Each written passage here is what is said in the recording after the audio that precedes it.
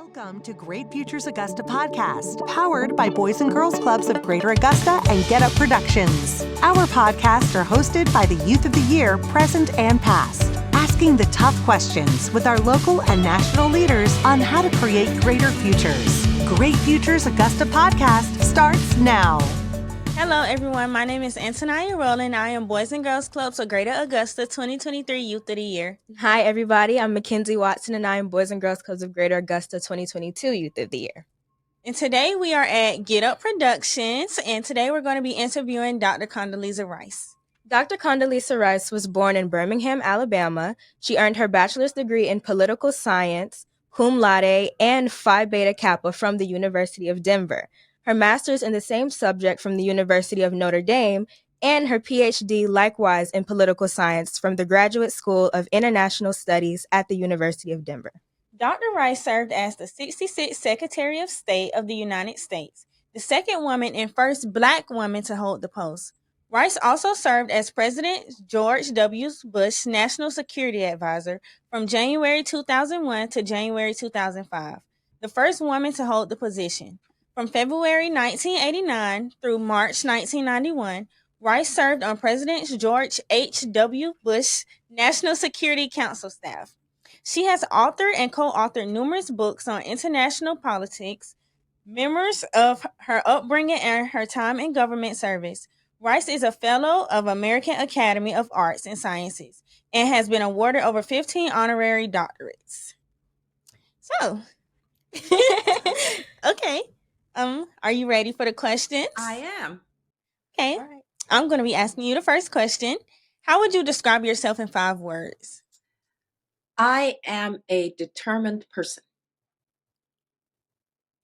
That's 5 words. All right. My first question is, many successful people have habits or routines that help them to stay productive. Do you have any of those? I do have habits. I'm actually very much somebody who likes a routine. And so I try to go to bed at the same time every night. I get up at the same time. I exercise every day. And then I come to work. And the other thing is I schedule everything a lot. I know exactly what I'm going to be doing at each point in time, because that way you don't waste time. And since I have a lot of things that I like to do, some of them with work, other things, I have hobbies that I love to play the piano and play sports and watch sports. So I have to make sure that I use my time very well. So that's my most important habit. A follow-up question to that, if that's okay. Would you recommend that everybody craft a routine that works for them, or it just only works for certain people to have one? Oh, I think having a routine is really important, particularly if you're really busy and you want to get a lot of things in. Then you have to have a routine. And you'd be surprised how much time you can waste if you don't know what you're going to be doing next. So I always try to know, what am I going to be doing next? Okay. As a kid, what did you want to be growing up? And did you ever think you would make it this far in life? I never made it this far in life in my dreams, but that not because I didn't have people who were encouraging me, but because I wasn't always focused on where ultimately I was going to end up. I wanted to be a concert pianist. That's what I wanted to be. I practiced the piano from the time I was 3 years old. I could read music before I could read. But along the way, I realized that I was pretty good at piano, but not great enough to be a concert pianist. And fortunately, I found something else that I love to do. And that had to do with international issues and diplomacy and knowing about foreign countries. And so I always say I had 2 passions. The first was to be a concert pianist, and the second one was to be in international politics. And the second one worked out. How does it feel knowing that you have inspired so many young women through your stories and that you're paving the way for us? Well, I'm grateful that that young people see it that way, because I think it's important to have people that you see have succeeded. I'm very lucky that I knew people like that in my community and people that I looked up to. Some of them not very much older than I was. Maybe one thing that I would say is it's great to look up to people like me, but it's also great to look up to people who are just a little bit older than you are, who are doing well. One of the great things I like about the Boys and Girls Clubs is that you do have students members who have been in the club for a while, and it's their responsibility to help younger members to see the future. So everybody can be a mentor to someone. And so it's great that people look at me that way, but I think they probably look at the two of you that way too, Yes. as Youth of the Year. So keep thinking about your responsibilities as Youth of the Year in 23 and 22 to keep making sure that you're inspiring other people. Okay. What was it like working for Secretary of State for former President George W. Bush? Oh, being Secretary of State is maybe one of the greatest jobs ever. And it's, first of all, because you get to represent the United States of America. I used to step off of an airplane that said the United States of America. And every time I did, I felt great about that. But it also has a lot of responsibility. You find yourself trying to defend the interests of the United States, but also the values. So you go and you speak about human rights and religious liberty. You go and you deliver aid. I remember going to China when there'd been a big earthquake and delivering American aid there. So it's a job with a lot of responsibility, but it's also a job where you get to represent the best of America, not just our power, but also our compassion. What would you say is the biggest thing that you're looking forward to in the future? Oh, I look forward to getting up every day and trying to do something different. So I always believe that you keep trying to do challenging things, keep trying to do hard things.